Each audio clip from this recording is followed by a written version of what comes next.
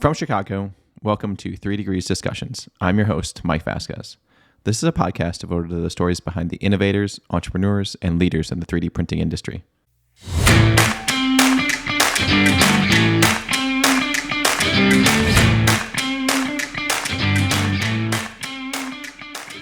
When you're going after a new industry or a new vertical, like so for us, it's prosthetics, right? And so when you're going after them and you want to, for them, just a outlay of kind of how they work is everything is in plaster, everything is a lamination, it's fiberglass or it's carbon fiber, it's pre-preg, it's a lot of that stuff. And so basically they're taking a cast of a person's limb, then they're going to take it in, they're going to mix up plaster, they pour plaster down the cast, they let it settle, they cut the cast off, then they soften and smooth up that mold out of plaster. And they come back later and they either vacuum form something over top of it or they do a lamination layup. When you're going from that type of a workflow to, hey, I think you should 3D print your end use product, there's a lot of stuff that you have to help guide them. So you're basically taking a 7-year college educated person in a lot of these other in anatomy, more or less. And then they do their residencies, which is a fancy term for apprenticeships or internships, basically, where they learn and they tutelage under other folks and they kind of learn the tricks of the trade. So our digital workflow, to get back to that, is basically we had to go in and create and use different softwares to take the cast and scan it. So now we're into digital. Okay, now we're into digital. How do we modify in digital? Or do we modify out here? Do we pour the mold and modify the mold and then scan the mold? So there are a lot of questions there of like, what is the most efficient way, time-wise, and with reasonably priced tools, can we get things done? That was Zac Holcomb. Zac is the CEO and co-founder of Additive America in North Carolina. Additive America offers a number of 3D printing services, including multi-jet fusion and design expertise. Zac spent a number of years in the AM industry building his skill set around machine operation and DfAM before starting his own venture in 2019. He joins the show today to talk about that journey, and we spent a lot of time discussing one of Additive America's core competencies, medical prosthetics. All right, Zac, welcome to the show. For the audience, can you just tell us a little bit about yourself? Yeah, thanks for having me. Really appreciate it. A couple of things about me. I've got into additive manufacturing in late 2012. Programming a SLA 250 and a SLA 3500. So we were running some DSM Somos clear materials on both of those machines, which is kind of how I got started and started rolling with all that. A couple of years later, we got a couple of Viper machines and started running a couple of more dynamic materials, ABS-like materials in those. And then we got into the HP multi-jet fusion technology in September or so of 2017 when that had just come out. And kind of got into that and was kind of getting into LinkedIn all at the same time and kind of having fun on social media. And so then the video stuff came out in late 2017. They gave me a flyer, let me start putting videos on there. And so we just started making fun off the cuff videos around our HP machine and kind of showing what it could do. And that grew into 2 HP machines. And then we ended up getting into carbon. And so we were kind of programming all sorts of different things there for a while. And then just kind of was working with Brent Wright on some prosthetic devices and kind of some development and stuff in there, and just kind of saw an opportunity. And then we jumped out and formed Additive America and got ourselves got into a lot of debt, got an HP machine and thought, man, let's just go for this thing. So that's kind of how I got into this whole additive manufacturing game. And it's been pretty fun watching it all evolve from, back then we were just printing models or prototypes and things to RTV mold and things like that, but to be in full production on production parts now has been pretty sweet. So that's kind of how I got into it, man. It's moving faster now, I feel like, but it's fun. It's so much fun. And can you go into a little bit more detail on kind of what was it like to make that decision to kind of jump in with HP and kind of get a machine and kind of start building the production capability? Yeah, well, where I was working when we had the machine, we did a lot of RTV mold, like a lot of silicone casting and stuff like that, and or urethane parts. And when we got the HP machine there, it didn't cannibalize, but it definitely absorbed a lot of those projects into parts that could just be printed on the HP machine in a PA12 nylon material. And it wasn't a material that a lot of people were used to or comfortable running or going with. But as we everything in this as new stuff comes out, it's all education based. So the more that you can educate people and show them and teach them about this new stuff, the better you'll be kind of off. So seeing that and how much it was changing a lot of that, I was into business development stuff with them as well. And I was looking for that next big vertical, and we were a smaller company, so I didn't have a lot of funds to travel the country or have a big sales team to really compete with everyone that was already doing stuff in like established industries. And that's we were kind of just looking at like customization at scale, because that is what additive manufacturing is. And that's, especially getting to end use parts and real additive manufacturing is, as we got parts that's flying all over the place back here. But what's cool about it is really getting in there and finding those products where you can just switch them all the way over and start producing them. So that's what really kind of got me excited about it. I was like, this is something that can really work. It can take out a lot of need for labor in different stages and steps. A lot of those skill sets that were kind of hard to find in folks. Finding true craftsmen and mold makers is kind of tricky.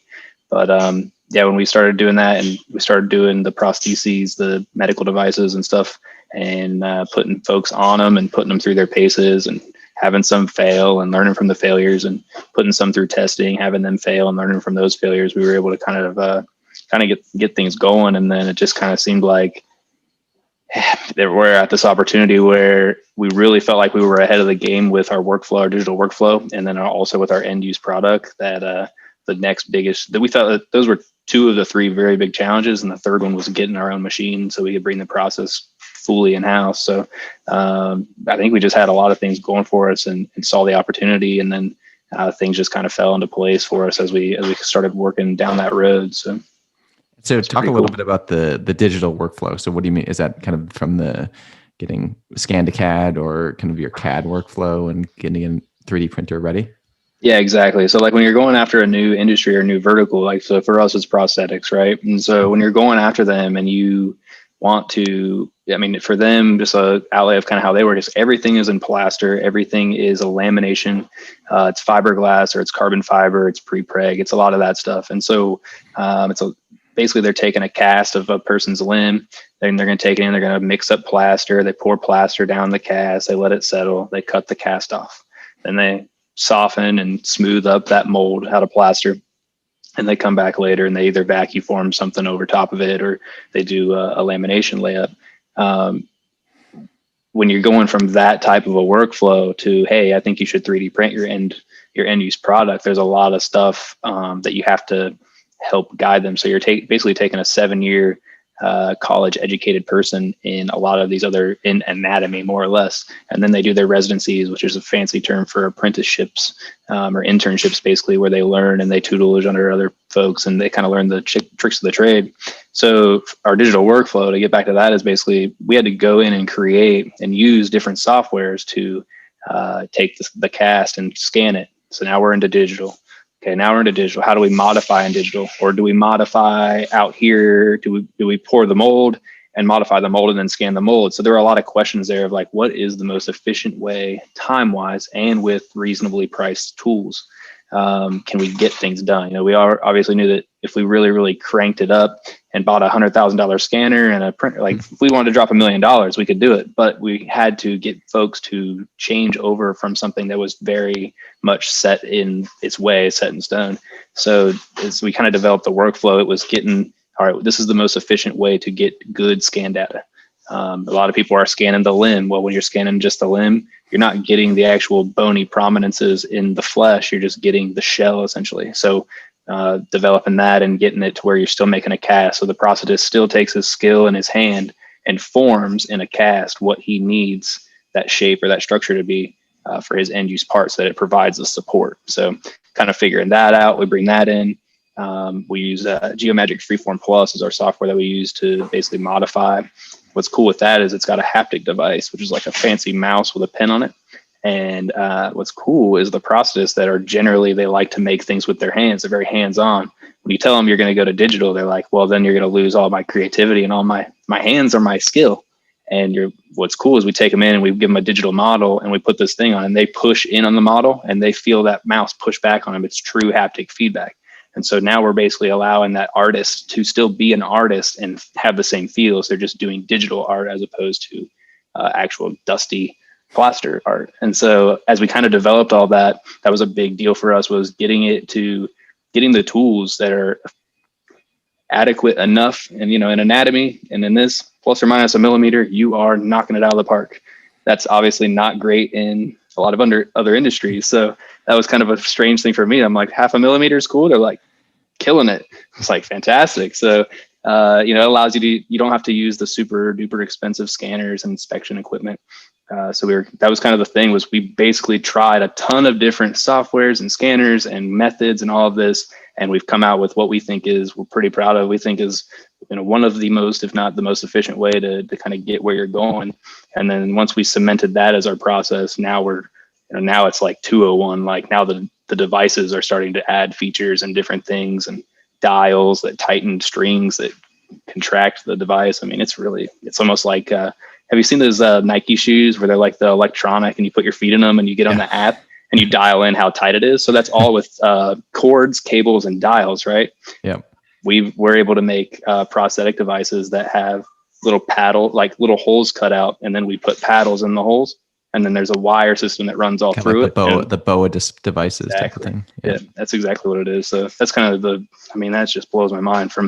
We were just trying to make sure we could do this, not too long ago, and we were printing it with different thicknesses of material to get different responses with the same material. And then we were like, this whole like paddles and all this, it's crazy.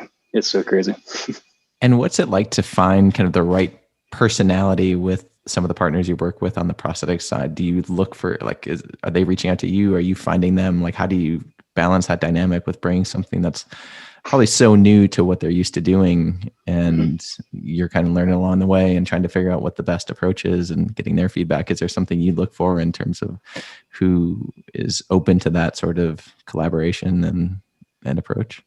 Yeah, absolutely. Our biggest advantage is, mainly it's Brent and, Brent Wright and what he's doing on his LinkedIn. He's so interactive and so sharing and giving of value that the prosthetists that want to be involved and want to learn and want to get into the new stuff generally have gravitated to him because they're seeing him as the guy doing it. And so what we found is a lot of times is it's like any business, and this goes for just normal additive manufacturing, is getting into a new business and getting them to switch over to a new process. Is if there's too many, and this is generic, but if there's too many old folks in there that don't want to change because they're cool and they're comfy and they've been doing it this way for 30 and they got 5 years left, those are tougher places to break in. And when we get into those, it's the young folks are generally the ones that are, hey, we can do this on computers and let's try it. And I mean, it's been very cool. It's been cool to see the ones that are enabling their younger staff to kind of usher in this new era and to be experimental.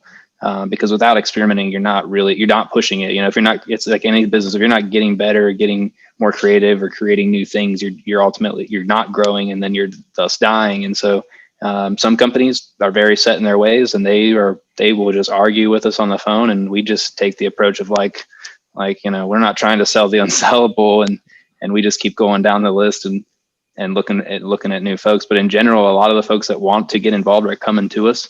And sometimes they come to us and they find out about it and they learn, and they do a 2-week trial, and we run them through a little hour of showing them how to do it. We send them a sample socket to show them all the features they can have. And sometimes they come back, they're like, the boss is just not having it. And we've had a couple of those where the boss was not having it, and then the person ended up going somewhere else and calling us a few months later, and they're like, hey, we're down here with Tommy's place, and we're ready to go. We want to go ahead and do all that cool digital stuff. So that has been, we've kind of seen that here in the last 8 or so, 10 months. And COVID helped toss that up. That really tossed things up. And that's another thing, we think is, if we can teach a prosthetist, these folks went to school for 7 years. They're not dumb people by any means. You take that mentality, that type of, you got to drive to go to school for 7 years. You take that and apply those skills towards learning a new technology, a way to do it. You're going to be very successful in a short period of time. It's finding the folks that are willing to just take a step to the side to take leaps forward in years to come. So, what excites them most about seeing the technology for the first time? Is it the speed that you guys are able to do all digital, like the materials, like how the machine works? What kind of gets their eyes to pop on? Man, their favorite thing is like, you mean to tell me that I basically took 3 patients today? Like they'll show up with like 3 casts, right? And we'll scan all, Brent will walk them all through. He runs all the stuff on this, and he's a software guy. I just make sure we run the printer and the parts come out. I'm like, cool. But he will take them. They'll take 3 casts. He'll scan 3 of them, and they'll produce all the way out to the end CAD model of the definitive socket. And it'll be in 2-3 hours. And generally the people are like, so I just did 3 entire legs, like three patients taken care of, and I didn't even wash my hands. I didn't even get dirty. And we're like, yep, like that's like, you could do it anywhere. And that's kind of some of the fun with Brent's stuff on social too, is he did a 40-day, him and his family got an RV, did the 40-day RV across America tour last summer for fun, for a vacation and kind of educational thing as well. And he stopped here and there and did stuff. But the whole time he was on the trip, he was modifying, him and another guy, Tyler here, they modified all the legs that East Point Prosthetics and Orthotics needed during the whole 40 days. And he's just, they're pulling over on the side of the road, and they pop the little awning out. He gets his computer and his haptic device out, and he's out there on a picnic table with the KOA, and he's modifying legs and CAD software and emailing it back to us. And we're printing it in North Carolina and giving it to, sending them all over the place. So that was what was really cool, was seeing him. He stops in Colorado with a guy for a day, does like a day worth of training or a demo. And then he sends us a file, and like 3 days, 4 days later, that company receives like the end use product that they worked on. They worked on it on Monday, and they're getting it on Friday or the following Monday, and it's done, and they're slapping it together. So that's what's been really cool. They like that was faster and easier. I'm like, yeah. So, it comes with cost. Software is not free, but what's your time worth? And the coolest thing is, a lot of times they generally look back and like, if I can do 8 hours of work in 5, then that means that I can see more patients. And we're like, and there's no shortage of patients needing help in this. And that's, like most healthcare, there's long waits for everything. So may as well, if you're in the industry of that's your business, you may as well consume more of it. There's plenty there. And is that kind of the main driver for them once they see that the process is like, that's the click, is okay, we can just cut the time and not in half, but and reduce it so much that as the throughput gets faster, we can increase the time that we can or decrease the time we can see patients, and these guys can bust out the models and parts as fast as we can get them to them. Right. Yeah, and that's what's cool, is like we're willing to help like in any portion of that. Like if you're a smaller, you're like, you got 2 or 3 folks and you don't want to teach all of them how to do the CAD, and you just want to send it to us, like we'll do the design for you too. We've got some clients that they just send CAD. They take a cast and they drop it in the UPS box, and we get it 3 days later, and they've already submitted all their needs, desires, and wants and parameters, and we design around there. We jump on a Zoom, let them check our work, and see anything you might want to change here. Does the alignment look right for you? How's everything look? And generally they sign off on it, and we print it and ship it out to them. So all the way from there to hi, we have 5 locations and we want to get 3 licenses, and we want you to train. And what those companies will generally do, and what East Point does, is they have 1 or 2 trained folks that are CAD specialists, and the clinicians are in vans and they're running around and they're here, there, seeing patients, getting the cast, submitting them. That's the workflow that we've got. That's really, as we expand, is going to be cool. We've built it out to where the clinician can, basically they're using an iPad scanner. So they take the cast, they go to a person's house, mobile, take the cast, go out in the van, scan the cast on the iPad, submit the scan file through our Google Sheets, and then they basically answer a questionnaire, which is just all the things that we would need to know from them. And then they submit it, and it gives a timestamp, and it enters our workflow. Our designers are able to go in and grab it, pick it up where it is. They note that they've received the scan. They note that they've started the design. They note that the design is finished and ready for review. They contact that clinician, they jump on, they review it, they approve it, they kick it over to Additive America to the manufacturing side. It goes right into our workflow, comes right down in with all of our other products that we're quoting in and out, and it kind of rolls right on through. So that's kind of a lot of stuff that we've spent our time the last year and a half since we've opened up, kind of building out those internal processes, so that as we scale up, we could add 10 or 20 clinics to our workload, and our staff doesn't change. our processes don't change, things like that. The printer just would run a little more. So that's really cool. encouraging to hear, because I think what I've seen a lot in the industry is people don't spend a lot of time on those types of processes, and it's mostly focused on, okay, let's get the machine in, like get it working, and then as they ramp up, they have so many different jobs coming in that it kind of gets lost, and you have these big Excel spreadsheets and data islands all over the place. But I think that's a really smart approach where you've really thought through the process, and having had a lot of experience in it, you can kind of fine tune it for what you see as the present needs, and then scale it even more digitally down the road. Yeah, absolutely. I mean, like what I experienced prior was in a business that had been around for a while, and then it was trying to, as they grew, it just got out of hand. And then it was like, how do we fix this? And then it was, well, for those things we'll do it this way, and for these things we'll do it this way. And it was just, when we started this thing, I was like, from the jump, bro, we gotta be. I know it takes more time now, and I know it sounds really stupid, and I'm with you, but when you can take a week's vacation and everything rocks and rolls because it's the process, it's not the person, then that's going to be, that's the business. That's building a business to me. It's, could me and two people probably run around and do this all ourselves and save a lot of labor? Absolutely. I know I could, because we did it.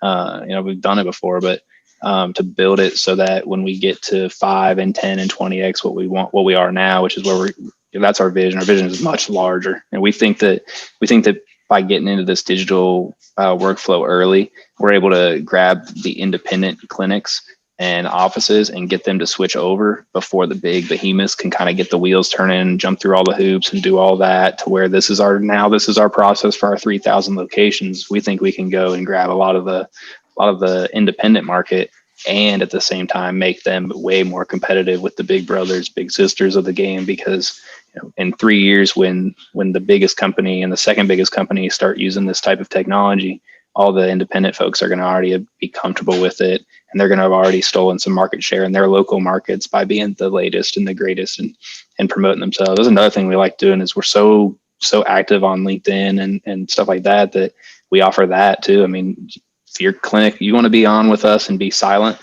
that's fine. We can be a silent partner. No one even knows we make your stuff for you.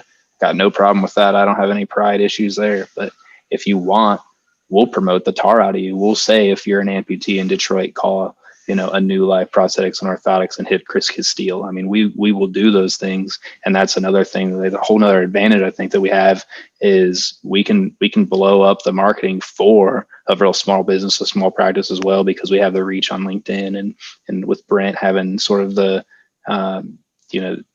influence that he's got in the industry because of how much he's sharing and what he's really doing. It's a heck of a platform.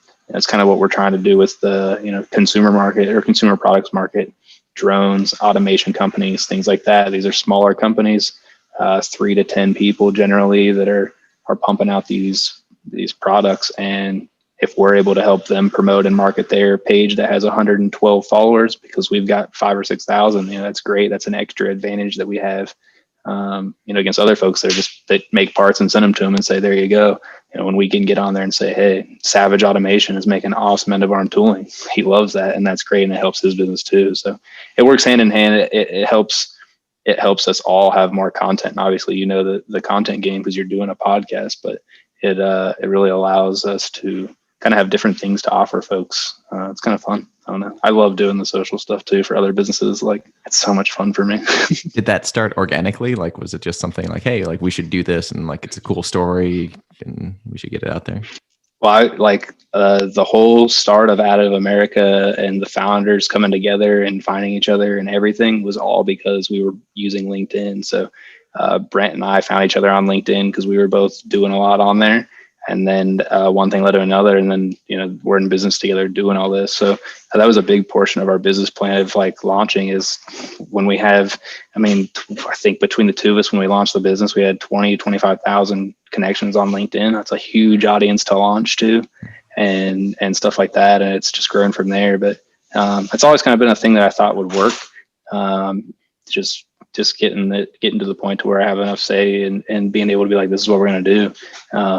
When somebody asked me one time, they're way back when, was, are we a company that makes parts, or are we a blog? And I said, well, I think if you're a blog first, you're going to make a hell of a lot of parts. And I got laughed out of the room on that one, and it's working all right so far. So it's fun. I love the whole social media thing. It's a blast to me. I actually jokingly, when we started the company, I was like, well, you'll know when I feel like we've made it is if we can hire people in the positions around us so that, Brent, you can keep doing the design because that's what you're good and that's what you love.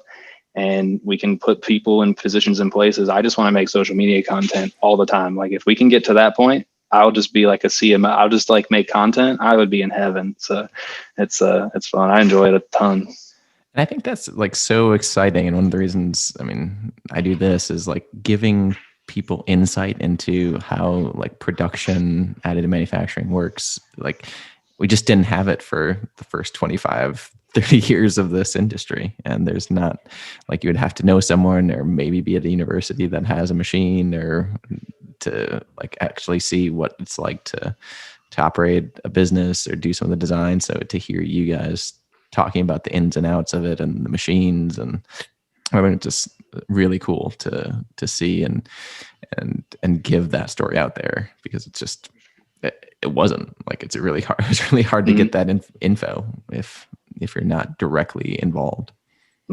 Yeah, for sure. I'm with you on that. I mean, I think that's why like a lot of the things really took off for the businesses I've been a part of, and for myself, just just personal career stuff, is just having fun and being very real and genuine and showing something that's really cool to a lot of people. And a lot of people have the ability to do this type of thing. They just think that their life is boring, or like, that's just boring. It's like, it's work.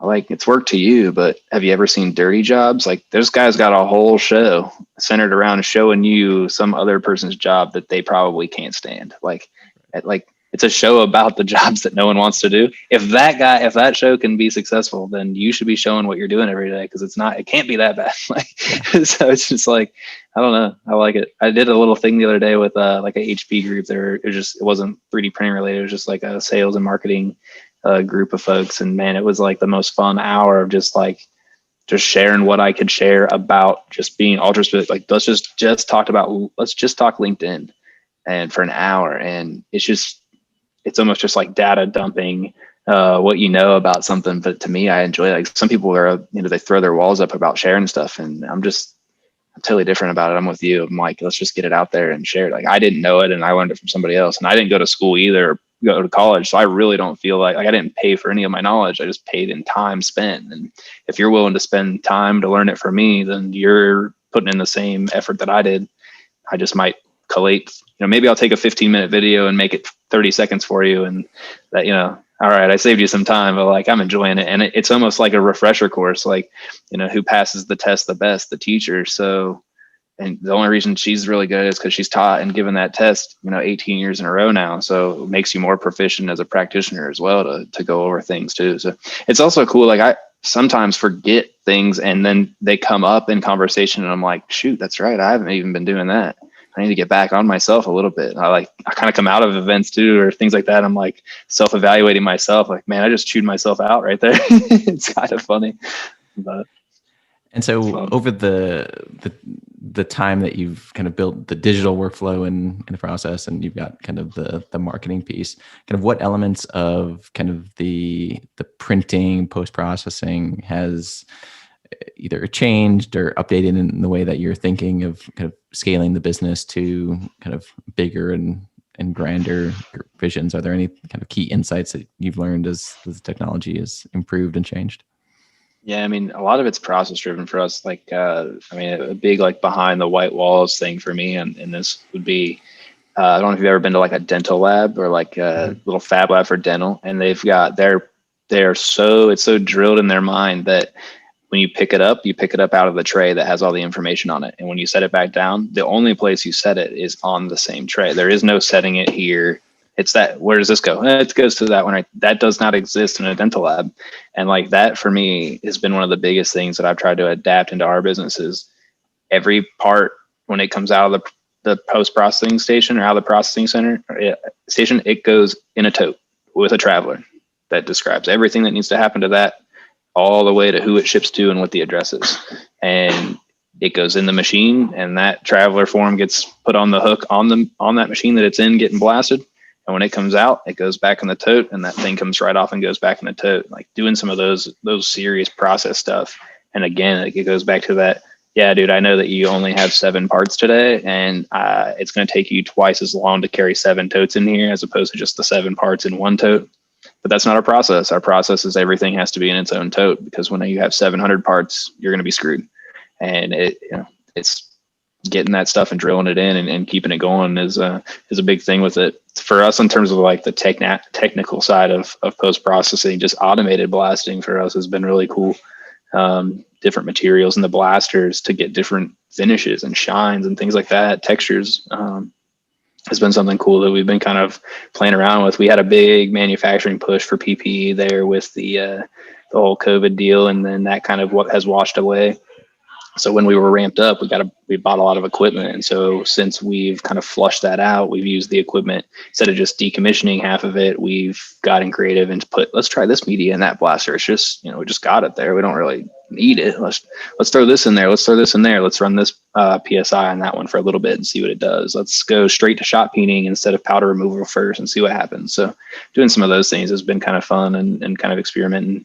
But automated blasters has been, those are sweet.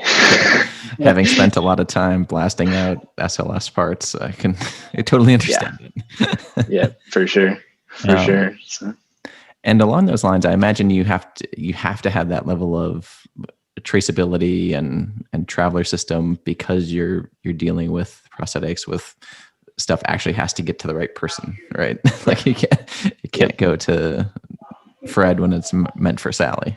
Absolutely. Yeah, we've got, we've kind of worked in a little serialization code system that we do on them. We kind of deposit it into the print and all that. But still, you pick it up and you don't know what that means. Having a paperwork, it still doesn't tell you what finish it's getting. Is it getting painted? Is it getting shot painted? Is it just dyed? Is it raw? So yeah, having all those things is a big deal, especially for growing it out. So doing all that and then kind of working in and I don't know, just trying to continually improve things is sometimes the team is like, man, like, can we just do it for 2 weeks and then change something? And I'm like, nope, thought about this last night. It's going to be better, man. Let's just do it. And we kind of throw it in there and they're like, so I'm like, sorry. And beyond the HP system, you mentioned kind of right before we got online that you have some other technologies that you're also working on in terms of printing. Can you tell us a little bit more about that? Yeah, absolutely. So working to get into those prosthetics and orthotics industries or practices, the big thing for them is they want to be able to do something in-house and they want to take baby steps to get into it. Telling someone to go buy an HP machine and $100,000 worth of software and computers and a person to run it, it's a pretty daunting task. So we've got the new printer coming out that Brent Wright kind of worked with and developed with Brooke Drum and Niles Leonard. And it's basically a tabletop DfAM printer that's been specifically designed to just run. It can run anything, but it's specifically designed to run a clear PETG material and print a dynamic a diagnostic socket or a diagnostic prosthesis for patients. So basically the long story there, short, is a prosthetics office can purchase this printer from us for $2,995. We'll send it to them. We'll get them trained on how to use it. We'll dump them some material, get them all set, ready to go. It's basically we dial in all the printers here because we're dialing them in to just run one specific profile.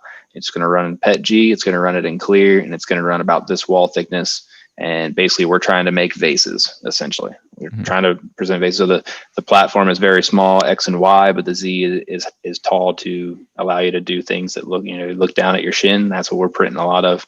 We're pretty excited about that. Again, we call it the OP Pro, and it's a DfAM printer that is just specifically designed and built to be cost-effective unit. Get you there, get you going.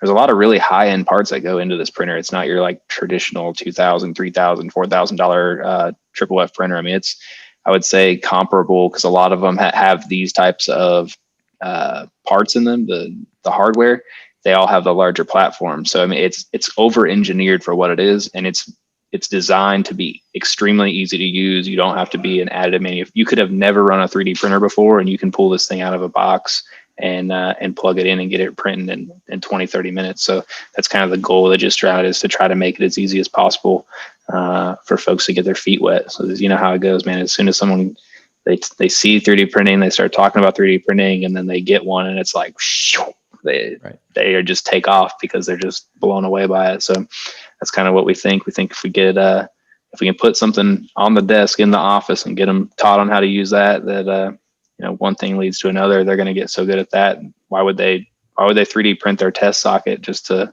have a traditional one fabricated at the end? So we think in general that'll lead to more folks doing the dynamic prostheses off of an HP machine or similar. Whether it comes to us or not, it's ultimately for us as patients having dynamic solutions. So it's just our way to try and get more people into the game.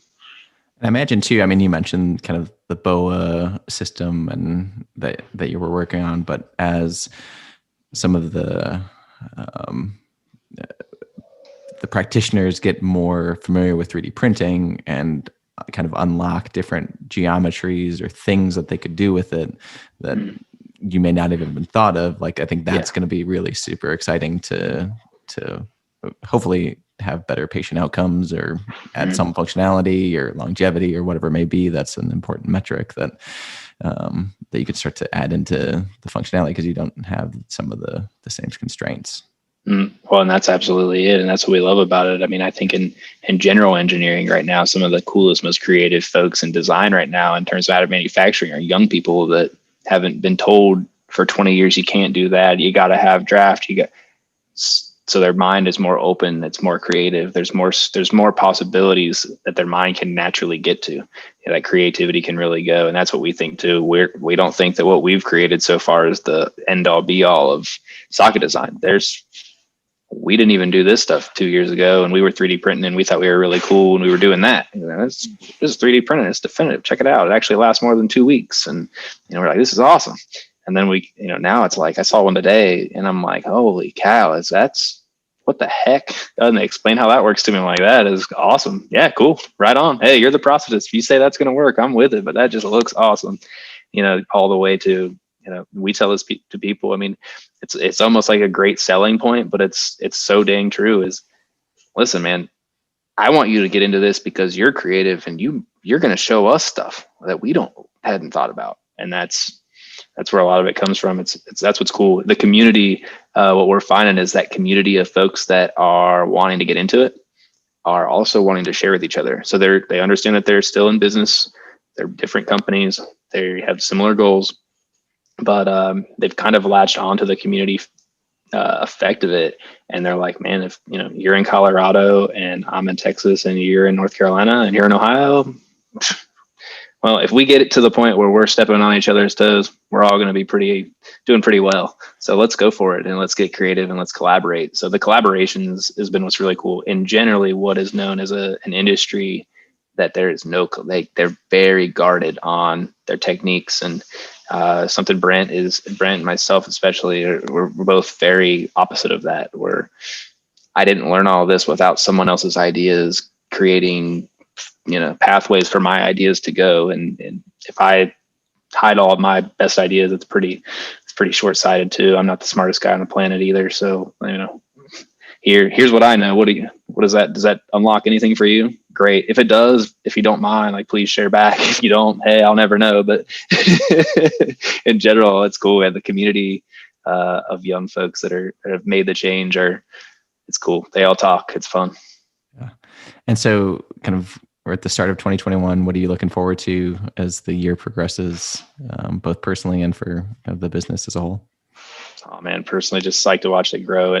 Mostly it's watching the team come together, looking in the different pieces and getting things rolling, getting that whole cog going and getting the culture built is super fun on a personal level. For the business, we're super psyched. We got the new printer coming out. We got another HP printer hopefully on the way here soon. And then we're going to be expanding to a secondary location to just we need more square footage.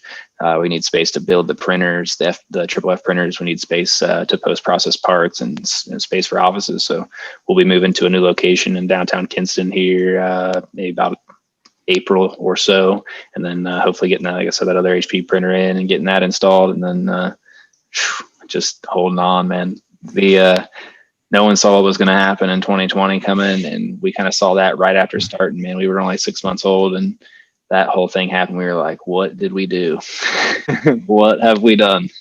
And then, just keep your head down and keep going, and things work out. So big believers in that, and just excited to see where things kind of take us. And, it generally in a medical industry, you don't get people to change in 2 months. It takes time. So it's cool to see the momentum kind of building and snowballing there a little bit. So that's what we're excited about for sure, man. Right on. Well, hopefully we'll get to see each other soon this year, maybe at AMUG or maybe some of the other trade shows coming up. But thank you so much for joining the show today, and look forward to talking soon.